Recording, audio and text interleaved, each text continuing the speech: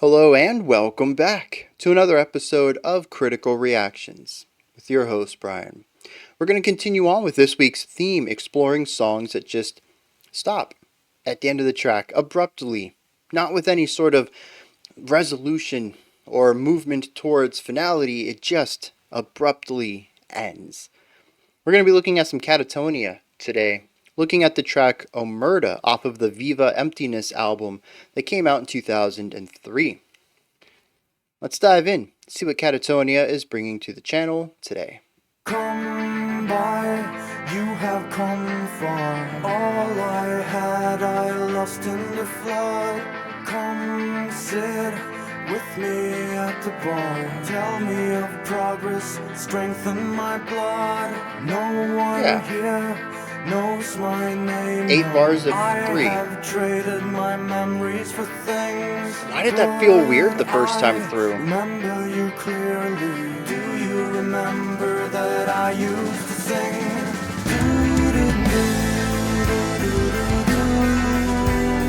Why have you waited so long?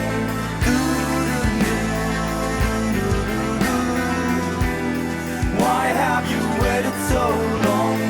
Come by, you have come far. Long since I saw you, so how have you been? Come sit with me at the bar. How long since they told you that they had found him? The bass providing a little bit of movement underneath everything. Light drumming, mostly cymbal focused. But I remember you clearly. Do you remember that I used to sing? A lot of focus on vocals too. Why have you waited so long?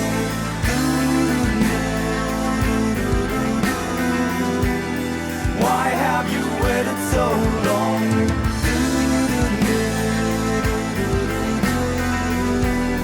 Why have you waited so long?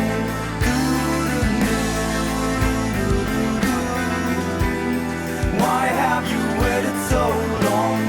Was it because I never told you I was going away that you waited so long? Was it because your fucking dreams meant nothing to me that you waited so long?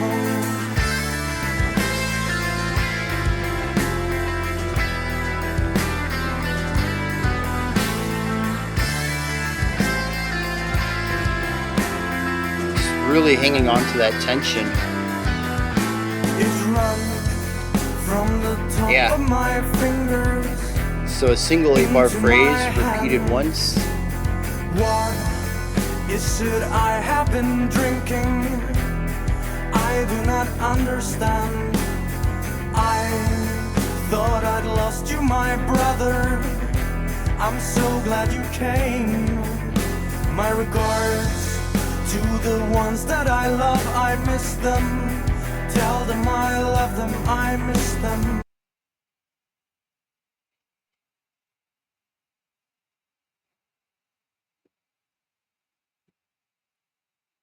Yeah, it's abrupt endings week, and I still was not prepared for that. I think this is going to be a bit of a shorter one here. The song does pretty much the same thing for a short amount of time.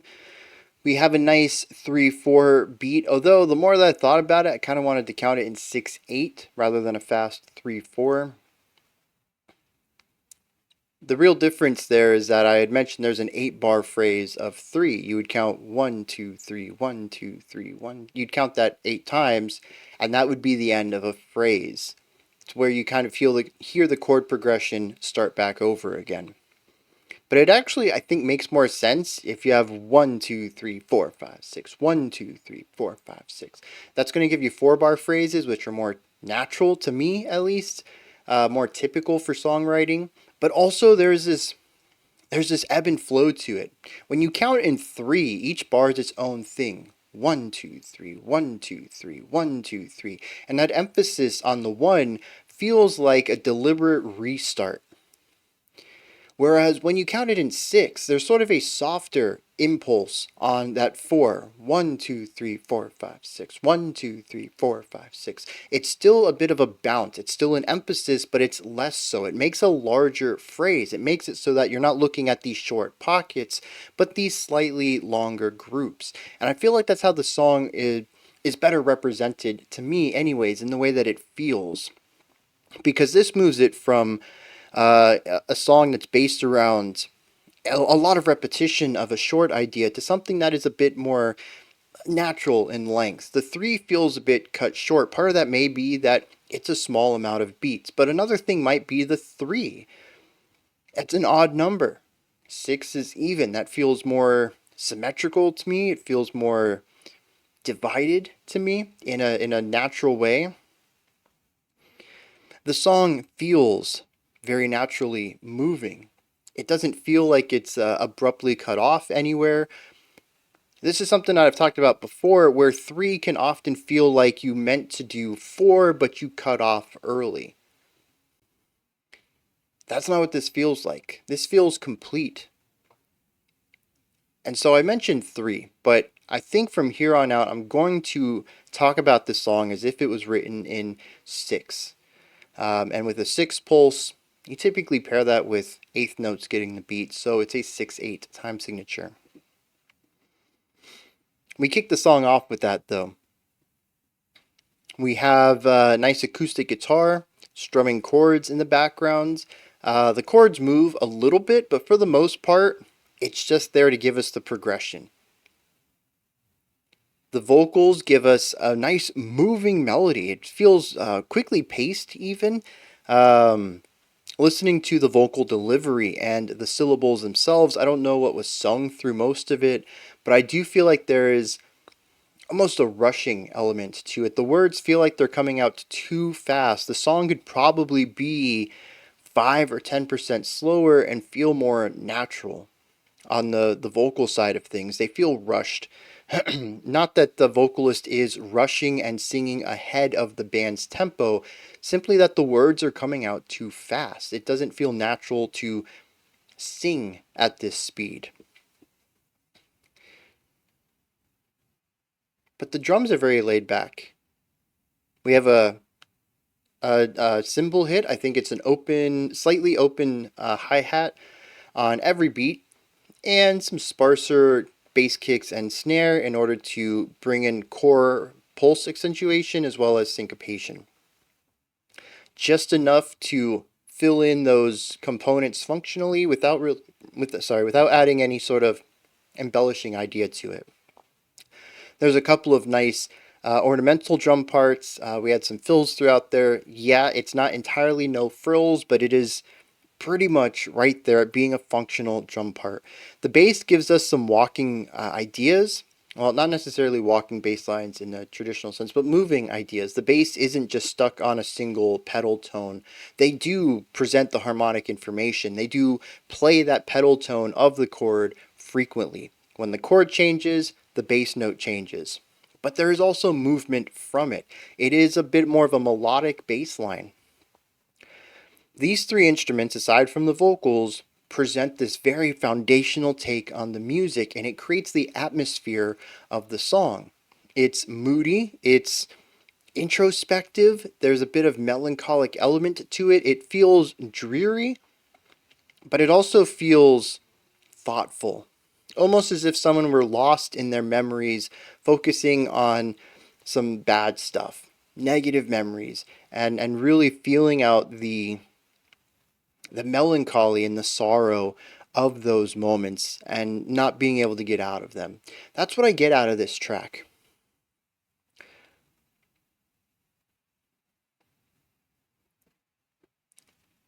But then there's the vocals. I mentioned they feel rushed.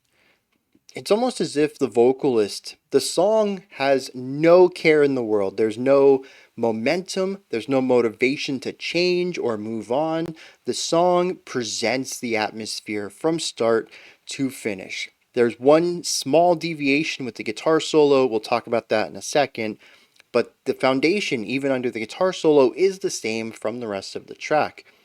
It's melancholic, it's moody, it's introspective, and that's all it cares to be. It is here now, and it's fine with that. The vocalist doesn't seem to be okay with that. They're ready to go somewhere. There is an anxiety to the vocal delivery on this, and it comes entirely through. I think it's a mix of the speed of syllables. We don't really have too many long held out notes until we get to the chorus. But I think also part of it is an interesting inflection on specific syllables and words. I don't know if this was done intentionally or if maybe this is some sort of, uh, speech thing that's coming through. Maybe they just have an interesting way to pronounce words. Maybe English is their second language, and so their native accents are kind of bleeding out into the English words. I actually don't know I don't know who the vocalist is, but I don't know where the band comes from either. Regardless, like I said, it could be intentional or it could just be a part of how the vocalist sings. But there's just an interesting way of almost bulldozing over some words where there's almost no accentuated or stressed syllable in the word. And that feels very unnatural. It feels like they're just trying to get through these words to get to the end of it. And like I said, between the tempo and the way it's delivered, it has this anxiety, this rushing, this ready to move on, to get to the next thing that the song it's not having any of, man. It's just like, dude, you're going to sit here and dwell in this and there's nothing you can do about it. And this creates even more tension because the lyrics and the music are in opposition to each other, at least as far as momentum and tempo are concerned. Again, it's not like the vocalist is rushing, where I feel like they're trying to sing faster than the song, but they're obviously ready to go somewhere that the music isn't. And this kind of bleeds into the guitar solo a little bit. I think the guitar solo, as far as melody writing, is a bit more laid back than the vocals, but it represents this tension. We have a series of longer held out notes to begin with, and we end on an increasing amount of tension until we have these two notes with just a ton of warble, a ton of dissonance between them, and we just hang on to that for a while before moving into a bit more of a faster delivery to wrap the phrase up before starting it over again. And I think this is interesting. Usually I would complain a little bit, I suppose would be the word of this. When I hear guitar solos, I expect linear melody writing. That's not to say it's the only way to write a solo. I'm just not a big fan of using loops in the one time that an instrument is going to get a spotlight in the song. In this case, the instruments are primarily they're set dressing. They're the atmosphere. They're the foundation. They don't really do too much in the spotlight. They set the mood, and that's it. And the guitar finally gets a chance to shine, and they just repeat themselves. A short phrase, and then they play it again identically. But here I think it's important because the song is about holding still. It's about setting this mood and dwelling within it. And the guitar feels like it's pushing forward. It feels like it's on the same track as the vocalist. And they're like, look, we are going to drag this song into a new idea, section, atmosphere, whatever. The vocalist is ready to go. The guitar is finally on their side. Let's do it. But they can't. There's a speeding up of sound, and then it starts to slow down, and more tension is introduced, almost as if they have hit the boundaries of the atmosphere of this song. And instead of breaking through to a new idea, musical, or a new section, or anything like that, there's a lot of tension, a lot of fighting, and then the guitar is right back where it started. All of that struggle to make zero headway. I really like that. That is fantastic. And it's not even so much, I think, that the guitar decides to do it again. It's simply that they've now been put into a loop. They can't escape this. They are forced to play the line again, to struggle again.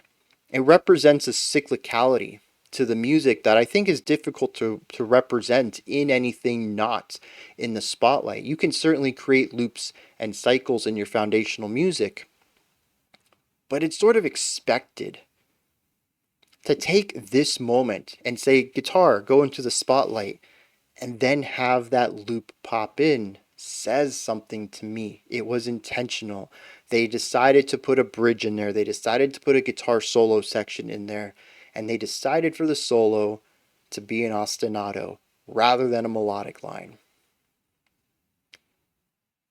And it has this ebb and flow of speed and movement and tension versus stability, consonance versus dissonance. Nothing else in the song really expresses duality the way that this guitar solo does. And it does it in cycles. Well, a cycle, I suppose. And then, of course, 15 seconds later, the song just ends. I don't know how to interpret that one, unless it's a sort of giving up, an acceptance of this atmosphere. But a fade out, I think, could express that as well. The endlessness of this. I'm going to dive into some lyrics, see what's going on there, and see if I can't figure out any more about what this is supposed to be saying. The song talks about somebody who is sitting at a bar, and an old friend comes on by. He says, "You've come far. Come sit with me at the bar. Tell me of progress and strengthen my blood." But he also talks about having a rough past, that all that I had, I lost in the flood. Also later on, saying, what was that other line? Maybe there wasn't another line. I guess that's the only one that really talks about tough past. But he does talk about trading his memories. At one time says he traded them for things. At another one, he said he gave up his worries for one thing. But despite giving all of this up, he remembers this other person clearly. He asks them, "Do you remember that I used to sing?" Another line that pops up in both of the stanzas here is, "No one here knows my name."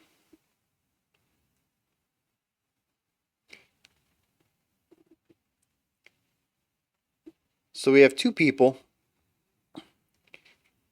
One has given up his entire past in order to have this. The other is coming to meet them from his past. There are some very clear lines in here, though, that explain a little bit about this. At one point saying, "How long since they told you that they had found him? How long has it been?" He says, "You waited so long to find me." Why have you waited so long? Was it because I never told you I was going away, or was it because your dreams meant nothing to me? From here, I'm just going to read the final stanza straight forth. It runs from the tops of my fingers into my hands. What is it that I have been drinking? I do not understand. I thought I'd lost you, my brother. I'm so glad you came. My regards to the ones that I love. I miss them. Tell them I love them and I miss them. And then the song ends abruptly. I'm going to assume here that he's been killed. Somehow, some way. Maybe it was in something he was drinking, but he knows he's at the end of his life and he makes a final request. The song ends presumably when his life ends. Now, an Omerta is a code of silence. I don't know if it is exclusively for organized crime groups, particularly the mafia, because I do believe it is an Italian word, but it is generally the idea that you don't rat your group out. You don't tell anyone anything. It's your code of silence. You have information, you keep it to yourself. But it is a term that I frequently hear alongside organized crime, in a way that, you just don't tell the police about anything. Doesn't matter if you've been caught, arrested, anything like that. You keep your mouth shut. And so there's the line. How long since they told you that they had found him? I wonder if this guy did an identity change. What is that called? When the government gives you a new identity? I can't I can't think of the phrase for it. Anyways, though, he gave up somebody important in this organized crime group, and he got to live a new life out of it. And that's why he gave up his memories. That past him is not him anymore. The people at the bar, they don't know his real name. They know his new identity, but they don't know who he is. And I think that's when he says, I remember you clearly. That line really stands out to me. Of everything that's been erased from the past, I haven't forgotten you. I think this guy was then sent to find this guy and kill him for ratting out the group, ratting out somebody in the group. But I like the bridge here. Why did you wait so long? Was it because I never told you I was leaving, or because your dreams never meant anything to me? Almost implying that there's some sort of relationship between these two people. Maybe they were close at one time. Maybe this is heartbreaking for the assassin just as much as it is for the narrator. But he expresses that the crime life wasn't for him. Those dreams, you climbing the ladder and ascending through this group, that meant nothing to me. I had no problem finding a way out. I was more than happy to do whatever I could to get out of that life. But he gets killed here in the end.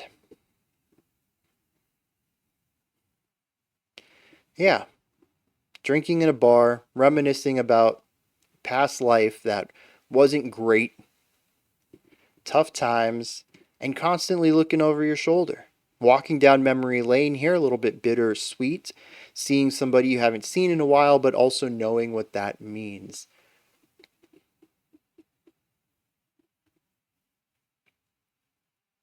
I think that works with this melancholic, introspective sound. I don't really get too much of that rushing feeling I was hearing, so maybe that's just something that I'm misattributing. Maybe I would adapt to it over repeated listens and it wouldn't stand out to me as much as it did this time through.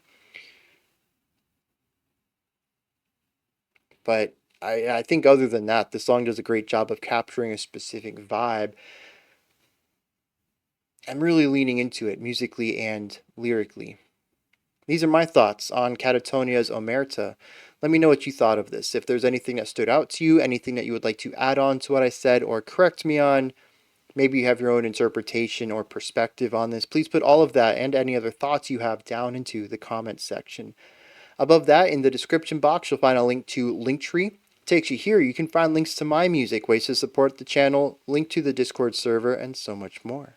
Above that, if you could, like, subscribe, and ring the bell. I greatly appreciate all three of those. Alright, that wraps it up for today. I'll be back tomorrow, though, 5 p.m. Eastern Standard Time, 9 p.m. UTC as usual. Until next time, remember to be critical, not cynical, of the music you listen to, and have a fantastic morning, afternoon, or evening, whenever you choose to watch my videos.